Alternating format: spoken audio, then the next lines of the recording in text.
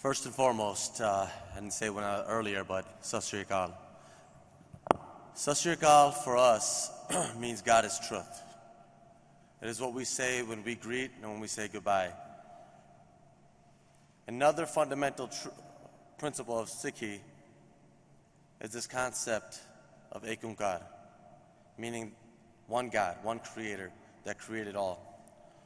So if you put these two principles together, God is truth, we are one. You can fundamentally come up with the truth that we are one. It was this truth that was tested on August 5th, 2012, when a white supremacist gunman walked into the Sikh temple, Wisconsin, and murdered 6 people, left another man in a vegetative state, and shot a police officer 15 times before he took his own life. Now, I can go and tell you a lot of things about that day, and a lot of stories, and a lot of things that happened. But what I want to tell you, and what comes to mind right now, is the power of prayer and the purpose of prayer. That day, we felt at our most vulnerable. Our community felt helpless, hopeless.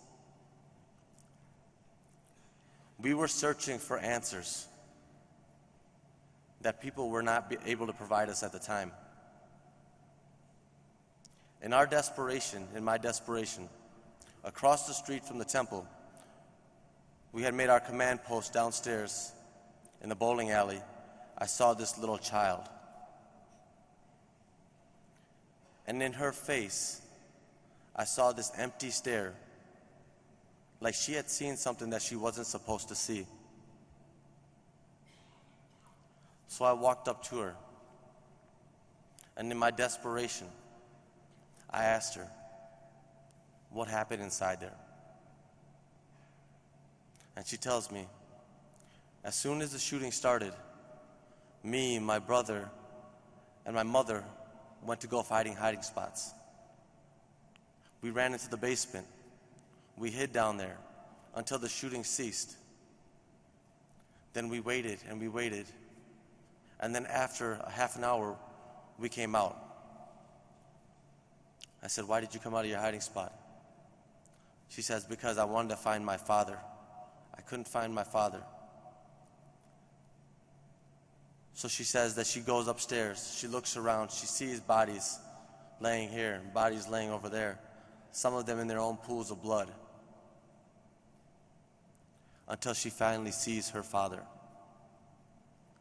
He's lying in a hallway doorway. And she says that she goes and starts to shake him. Daddy, wake up. Daddy, wake up. But Dad didn't respond. And when she looked down at her dad and looked at his face, she saw that one eye was missing. And there was blood trickling out of this eye. I didn't tell her, but I knew that her dad was no longer. And in my selfishness, I said to her, did you see my father? And she says, yes. He was in that same room that my dad was in. Did he say anything to you? Was he breathing? Was he alive? He was alive. He was breathing, but barely. And he told me to go find a hiding spot until we knew that it was safe. What was he saying? He was saying this word over and over and over again. This word, Vaheguru, Vaheguru, Vaheguru. And then when she went to go find that hiding spot, she hid in the bathroom until she heard him no more. Before anybody could tell me, I knew that my father was no longer. And then I started to think to myself, at least he died in the place that he helped build. He died for the community that he helped build.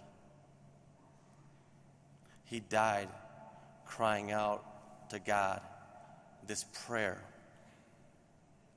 The prayer means taking from lightness to dark, taking from darkness to light. And I said to myself, good. He prayed for himself. Then I thought about the rest of the victims, and I assumed that they probably said the same word, Vaheguru, Vaheguru, Vaheguru.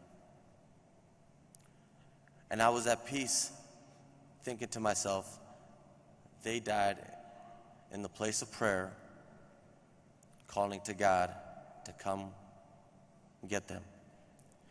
And then I thought of something.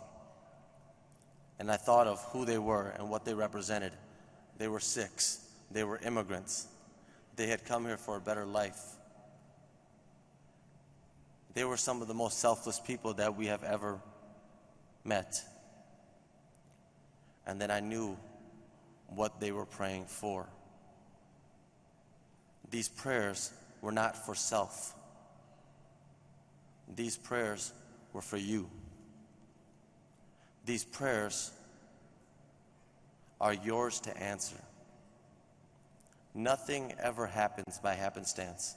There is a purpose for everything in life.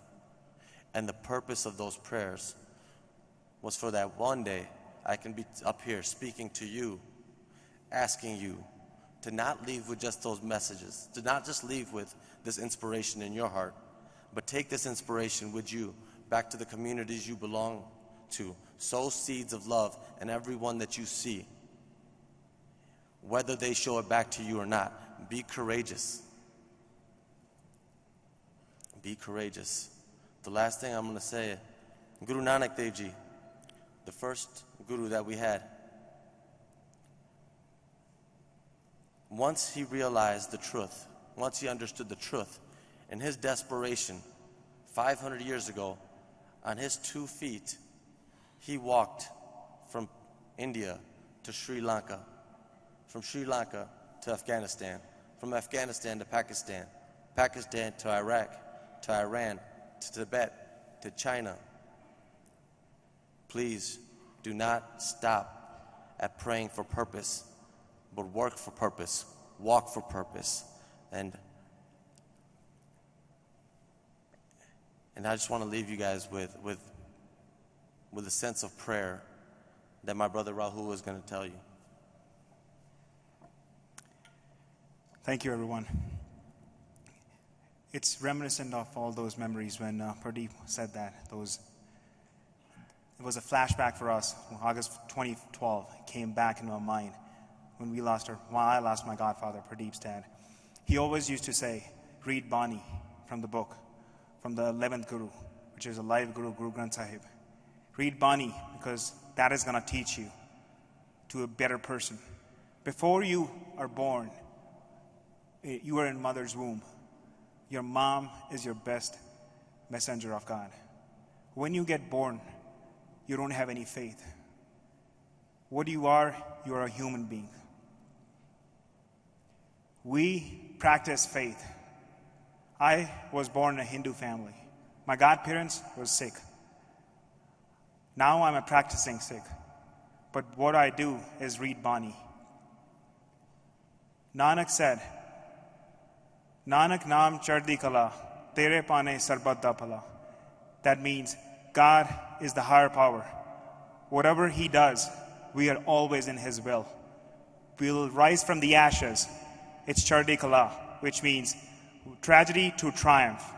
From past 3 years, we have been working on that path to put tragedy at the back door and put triumph in the front.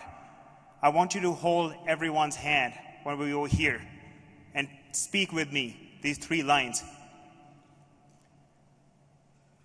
We want to make a difference. We are change makers. We are peace warriors. Thank you. For my Sikh brothers, Bole Sonihal, Sat Shri Akal.